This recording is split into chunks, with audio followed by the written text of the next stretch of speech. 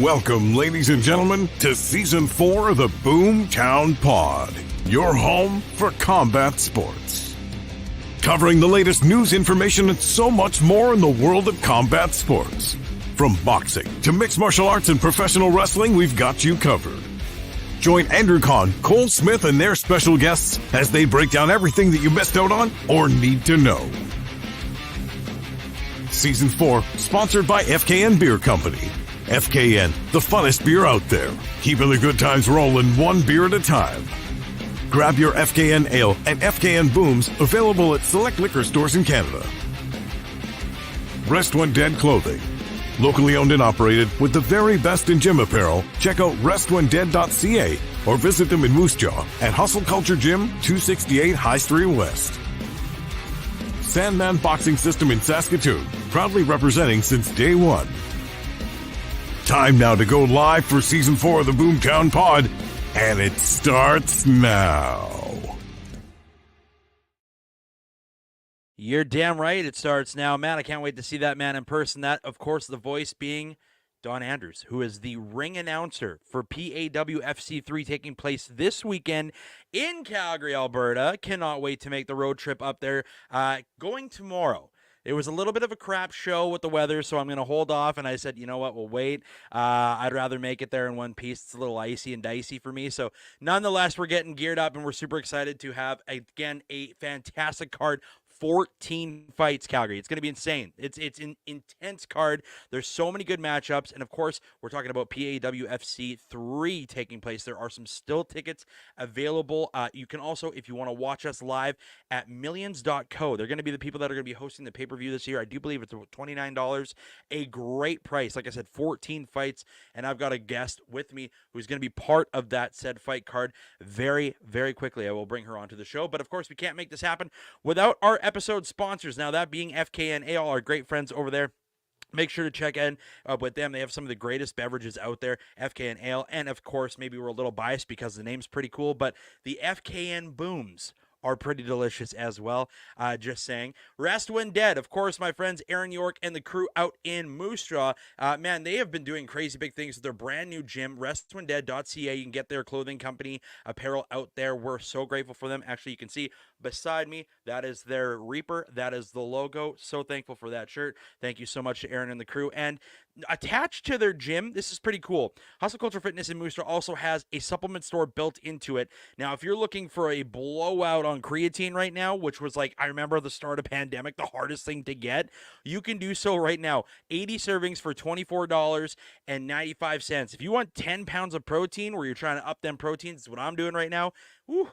Let me tell you, hell of a deal. 10 pounds for $105 right now at ceofit.ca, or check them out, like I said, in person. It's going to be a great one. All right, well, let's get into this. Of course, I said I had a special guest, so let's bring her on in. Oh, there she is. Of course, our special guest today is Lexi Rook of Team Renegade MMA, all the way from the UK. Lexi, this is your second time. Thank you for joining us again. Oh, no worries. Thank you for having me on again. We are super excited to have you. We got lots to get into, so you know what? Let's get right into it. How have the preparations been for this camp? Do you think that anything's kind of been different with this one than, in the past? Yeah, I'd say quite a bit's been different. My work rate intensity, I didn't realize was possible that it could increase. So that the work rate and the intensity of this camp's definitely been a level up since last time. My training partners, I've got a few regular female training partners now. Veronica Hardy, Melissa Mullins, that train with me at Renegade multiple times in the week. So obviously having the females of their caliber as well, of their level, they're both in the UFC. Right. Training with them every day is just different in such a good way, but it's definitely brought me on a lot as well. It's leveled me up loads, and it's given me that training, that push that I need for a fight like, to prepare for a fight like this that I've got Saturday. So yeah, it's been an intense 8 weeks, but I've enjoyed it nonetheless. It's been up and down, usual roller coaster, but yeah, it's been wicked. If you follow her socials, man, she's probably one of the most active people up on her socials. And it is some of your stuff is so good. Like, you would think training would be like the hardest thing of all time, but somehow you make it look like a breeze. Oh, really? That's good. It is. I mean, it's fun. It is fun at my gym. It is so much fun. I am often the nail, so it's not it's not always fun. But we make it good. Absolutely. Now, of course, with that being said, this is round 2 for you in PAWFC. The first one, I know it didn't go as planned. I thought you'd look pretty great against a pretty game opponent in that fight, in that matchup. I think both of you guys ended up winning fight of the night, correct? Yeah. Made that money, girl. See, my memory's still there. I'm still doing okay. So what does a company like this do for you guys, especially with the women in MMA, where it's just that's all it is. It's all women's focused. What does that kind of mean for you guys with that kind of platform? Oh, it's brilliant. I've said it all week pretty much. Like it's so nice to be a part of that kind of organization that's, pushing women in the sport. I feel like we're getting there now in terms of opportunities and stuff, Right. but I feel like it's definitely grown a lot more. So having shows like PAWFC is just a huge benefit for us because they're bringing all the women from all over the world, creating great matchups.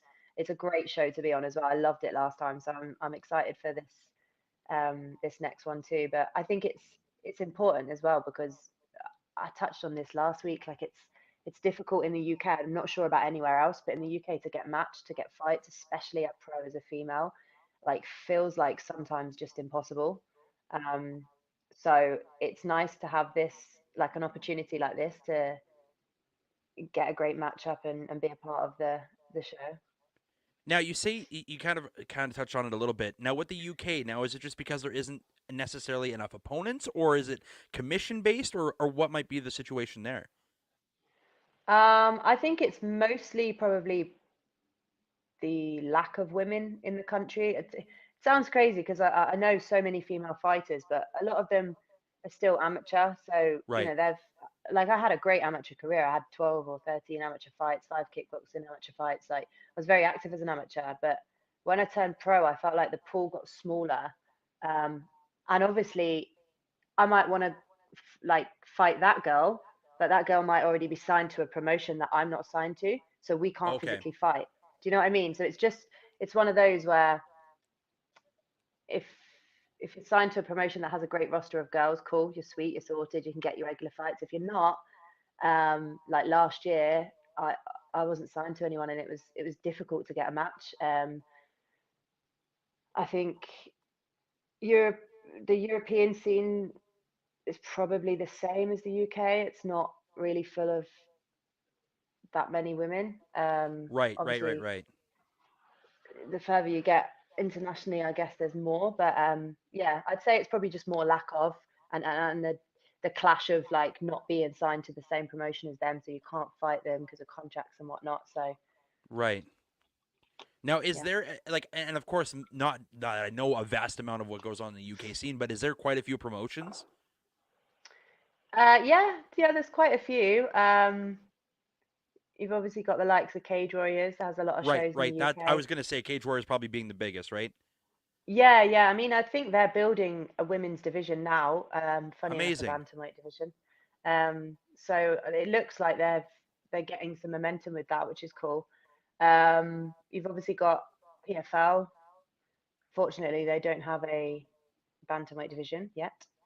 Um, who else is there? Probably missing loads. Yeah, you've got. I mean, obviously, you've got regional, local shows that will host Right. pros, put pros on. But then I think the problem with that is they don't want to fly girls in, Right. um, or the girls they want to fly in are asking for too much money or too many things and it's not doable. I've had that issue in the past. Someone wouldn't fight me because they didn't have they weren't getting paid enough for it, which is stupid because the price was Yeah. fair. But I was At like, that yeah, point, you just whatever. Why don't you just say no? I don't want to fight Lexi. Do you right. know Yeah. Exactly. what I mean? So yeah, I think yeah, maybe it is that as well. Maybe it is the lack of promotions. I guess I don't know. Yeah, we recently kind of ran into that struggle here. Now, it's not so much that we haven't had promotions. It's more so it comes down to the commission side of things, where it's been really hard for us in Saskatchewan specifically to, like, we had a guest on last week, Corey, and we were talking about how hard it is to get, just a commission. It doesn't have to be a crazy like, obviously you want the pro commission because you want the pro fights, but just to get some kind of fight scene going on in Saskatchewan. I feel you, because I understand from your aspect where it's like, hey, okay, we've got a lot of women who are ready to go, but there's just not a lot that we can do, right? Like there's no Yeah. divisions, like you're saying, like yourself fighting in the bantamweight. Like there's nothing there, right? So I understand fully now how much PAWFC actually means to girls that come out Yeah. onto this fight card. Like Mm. it's insane. And when initially when I was first approached by Clayton and Jenica, both amazing people, shout out to both of them. But when they Yeah. both reached out to me, they were like, "Hey, what do you think about this as a forefront?" I said, "I think you guys have something amazing here, and I think there's going to Yeah. be." Tons of great feedback, because I mean, realistically, the first one we were like, okay, all right, well, we got through the first one, that was different. The second one, you were more prepared, and I feel like going into this third one, and I'm sure you've been in Calgary for a day now, you probably understand now, and you get the fight feel. It feels like you're welcomed. Yeah, definitely. I mean, like I said, the last time I came, it was amazing anyway, but it was all a bit of a whirlwind experience because obviously I hadn't been before. I didn't know what was going on. I didn't know what to expect. Whereas this time, I feel like it's just 10 times better. Even though it was already really good, it's just 10 times better this time because like it's been so nice as well to like come back and see the same faces, the same team working on all the departments, and obviously they are super welcoming. As soon as I got here last night, they was like they couldn't do enough for me. Um, so yeah, I'm looking forward to the rest of this week really. Like the media days all start tomorrow, so I feel like it'll start to feel a bit more real tomorrow, and it'll get get a little bit more exciting. That big fight feel, girl. I mean, you're one of the big fights too, so it's pretty exciting on your end. All right. Well, with that being said, let's get into it, because obviously, when people are like, "Hey, what's a weight cut like?" I always tell people it is the most excruciating thing that you've ever been through. But what does a weight cut look for you? Are you one of those strategically smart people that plans like weeks in ahead on how she's going to do this? Or are you like one of those, we got 2 weeks and then, let's hit the diet a little bit better? Like, how do you prepare for it?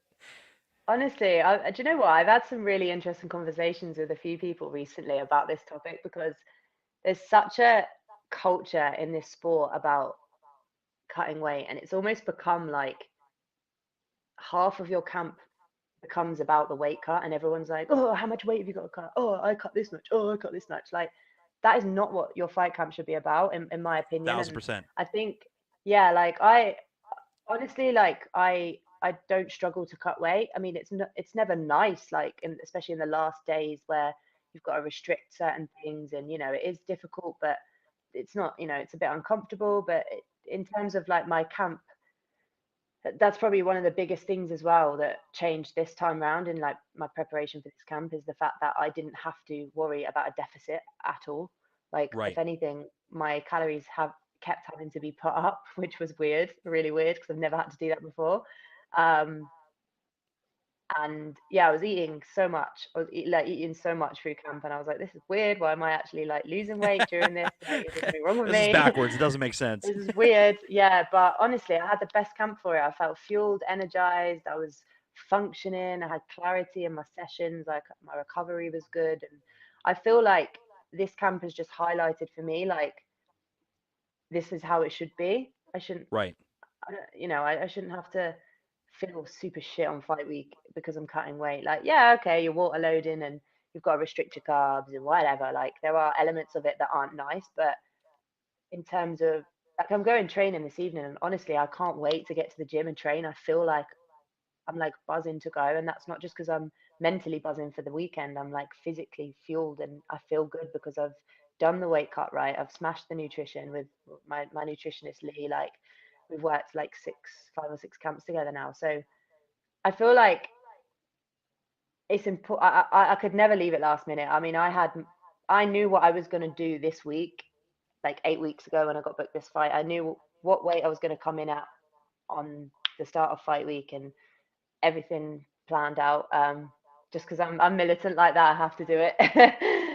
um, but yeah, it's been good, to be honest. It's probably it sounds cliche, but it really is like the best weight cut I've ever done. I feel good for it, and I feel it's going to show on Saturday as well in my performance, And that's which and is that's the huge part, right? Like having that energy, and again we talked about it a little bit beforehand, but like when people bulk up a couple days or a day after, and you kind of see, not that they're like depleted or anything like that when they go into a weigh-in, but you can just tell how full they look, and the fact that you're going to have like this natural energy like you just said, and you feel so much better about going into this, like that's huge. That mentally is a huge hurdle.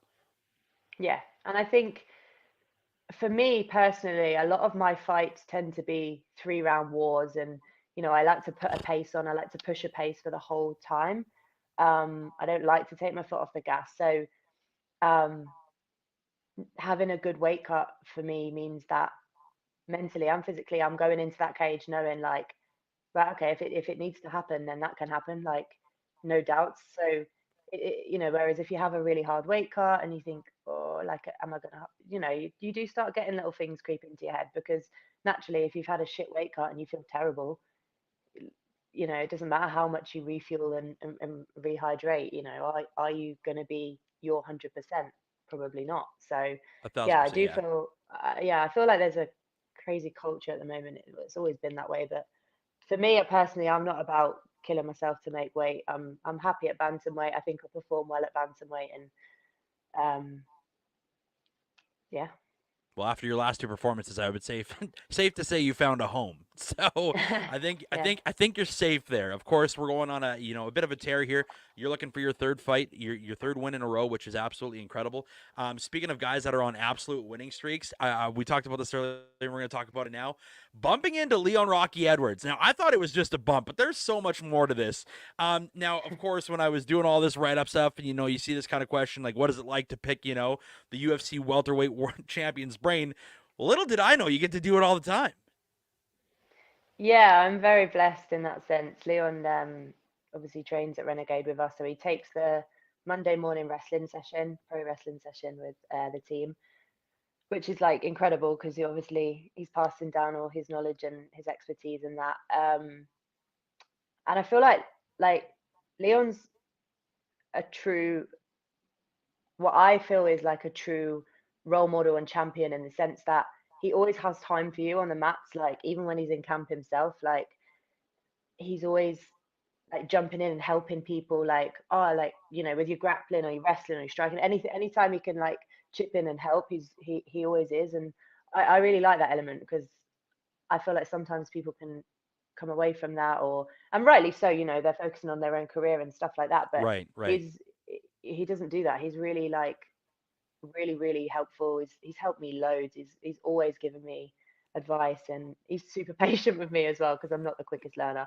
Um, so yeah, it is. Honestly, it's amazing to have him obviously part of the team, and to be able to, like you say, pick his brains, and just be around that kind of person as well, and see how he holds himself as, he is the champion. He's where I want to be. So to look at and to follow the blueprint for where I'm looking to go. He's there. He's where I want to be. So there's no one better to look up to and aspire to be like. So it's a major blessing. I feel super grateful to be not just on the mat with him, but on the mat with so many other like-minded people like that as well, at the gym that we're at. So yeah, it's cool.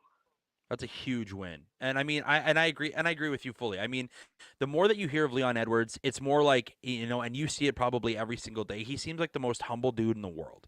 Like, I can't count how many times, and again, just being a fight fan, a fan of the game, how many times somebody counts out Leon Edwards, and you're like, you I probably know. shouldn't do that. You probably shouldn't do that. We should probably all stop doing that, because the guy's on one of the most dominant runs you've ever seen, and there's no shock value behind it, because I mean, realistically, this man gets it. He is fighting. Like every time I watch a Leon Edwards fight, I'm like, I don't see a glaring hole in his game. His stand up is great. He's sharp. He's calculated. His kicks are very timely. His wrestling, as we talked about before we got on here, very underrated. And his defense is insanity. Like Yeah. Leon Edwards to me is again, and I agree with you fully. You use the term idol. And it's one of those things that in the fight game, it's really hard to use because a lot of the people that you grow up idolizing or people that you want to really like sometimes aren't the greatest human beings, right? And Yeah. so for you to be able to walk into the gym and be with Leon every day, obviously, like you're telling me straight up, this guy is idol material. Yeah, and it's just great to be around that, and I think um everyone else on the team will probably agree. Like everyone, that it feeds down from the top, right? So like that culture and that mentality and that attitude, that's everything that I love about the gym that I'm at, the team that I'm in. So that feeds down from, the champs at the top through the team and all the way down to like the amateurs in our team as well. Like we all train together and everyone builds each other up. So I feel like having those kind of guys in the gym and girls, it's positive for everyone. Everyone feeds off of it, and honestly, when there's like a good amount of us in camp together, like recently, there's been me, Leon, Fabian Edwards, Tim Wild, Emil Brown, Matty Byfield, like multiple people fighting for titles. Like Big the time, gym's a yeah. What a sick camp. place to Jeez. be. Like, yeah, it's such a cool environment to be in. Honestly, I feel like it was like for example, like my strength and conditioning sessions that I do on a Monday, um ended up like a few of us end up doing them like collectively together in the gym. So it was like me, Leon, Fabian, and Tim, and with Coach Johnny. And honestly, I used to look forward to them Mondays, as brutal as they were. Like I knew physically they were going to be disgusting, and I was going to hate it, but at the same time, it was so sick to train with those guys and like have the vibes and the energy that they bring when they're in camp as well. And it obviously pushes you. Like I was on the air bike thinking, oh, I can't look, I can't look shit in front of these guys, man. I gotta push, I gotta push. So it does build you. It does definitely build you. Yeah, I know. And the crazy thing is, and this speaks of Leon's character as well. Now we all talk about the UFC 300 card that's been coming up, and I mean there was 3 matchups that were offered to him, and he said yes. And Dana even gave him a ton of credit. Said he said yes to every single person that was offered, and the other guys backed out. So that should tell you how damn awesome Leon Edwards is. Yeah, Now, exactly. okay, so now we're speaking, we're talking about the UK. Now you fly in. This is your second go around now, and you posted a clip yesterday. And I couldn't stop laughing about it. But as somebody who's not maybe used to this, that flight from England over to Canada, how did your coaches handle this? Because that made my entire day yesterday watching him go. Next time we're going to Brazil. Like That with honestly, with that that video got so much hype. It's so good. Now, with that being said, how have you handled just like, and even the elevation change because you're in the mountains, the air is a little different up there. How have you climatized so far? Um, Honestly, like I've not really felt much. Like I didn't last time either. I remember like people saying that, oh, like the altitude and all this, and I was like, what do you mean the altitude? Like, I didn't even know about that kind of thing back then. Like, and What this is time that? I did check like with my coaches at the start of camp. I said, like, can we look into the altitude? Is that something that I need to take into consideration? Blah blah blah. But to be honest, I don't. When I landed yesterday, I was exhausted, but I think I was just exhausted from being awake from such an early time in the UK. Obviously, an 8-hour flight, but then we land at like 4:30 in the afternoon here, which would have been like 11:30 back home. So I was tired when I got here, and then I just thought, right, I need to stay awake. So by the time we got to the hotel and done all the induction and everything and got checked in, went for some food, it was like not. I think I went to bed about 9:30. Woke up at like 4 a.m. this morning, though, like wide awake. Um, so I wouldn't really say like I haven't adjusted. I feel like I've adjusted well. Like I said, I feel good. I don't feel tired or jet lagged or anything. I don't feel like the altitude's affected me. Um, yeah, I'm just glad to be back in Calgary. It's cool to see it in the snow as well. As cold as it is beautiful to see at this time of year because obviously last time I came it was August. So Right. Yeah, you're gonna see a bit of a climate change too, because I've heard the weather is supposed to pick up and be a little bit nicer towards the weekend, so the temperatures will be nicer, which is yay. But I think sometimes too, and the right track of doing it is getting to fight week being there for the week, because I know some people that get in on later flights on a Wednesday or even sometimes a little bit pushed, and if something happens, God forbid, you're there Thursday, you know what I mean? So the fact that you're now acclimated with the area, you're going to understand what's kind of going on, your lungs are developing into it. I think you're going to be just fine. Obviously, you just mentioned your weight cut's fine, everything's fine, you feel like you're at home, minus the 8-hour time difference. When we were I trying know, to book yeah. this, a little funny story behind when we were trying to book this, we're like, okay, well, what time is it in the UK? How about we just wait till you get to Calgary? Because I don't know how we're Yeah. supposed to hit 8 hours, but we destroyed, and we're very grateful that you're on here, of course. Um, Now, with that being said, you're stepping into Palladium. I'm very excited to see your second performance here with PAWFC. What is it going to take for Lexi Rook to pull off the W, keep this win streak alive against the very game Danielle Curtis? I'm just gonna bring what I always bring, my Lexi game. um, I just I'm just so excited. Like I said this earlier in another interview that I did. My last fight was July, so I can't tell you like the hunger that I feel when I go without a fight. Like it sounds crazy, but like when it goes too long of me being out of the cage, I'm like, I never really understood when people said like they get hungry for it, and I'm like, nah, I get that now. Like A I'm thousand super percent hungry right. for it. Yeah. So and obviously, yeah, I want to keep that winning streak going. I want to keep the momentum building. I've got a big year, a big active year ahead of me. After this, I've actually got another fight booked in the pipeline, which will all be announced in due time. So I'm just looking to continue that momentum, go out there and show how much I've developed since my last fight, especially since the last time I was on PAWFC. Um, yeah, just do what I always do, just go in there and fight. Yeah, you're high energy, and I mean, if somebody hasn't seen you perform before, it's punches and bunches. It's fun to watch, man. Like your cardio is insane. I will say that the tank doesn't drain, and I mean the opponent you had, going back to PAWFC 1 or PAWFC 2, sorry, it just seemed a little bit bigger. Like, and that wasn't to take away anything from you at all. I just feel like she had that bigger presence to her, and I think this matchup Yeah. definitely fits your criteria a little bit more here. Yeah, I mean, if I'm being really honest, that was a little bit of a mismatch in weight.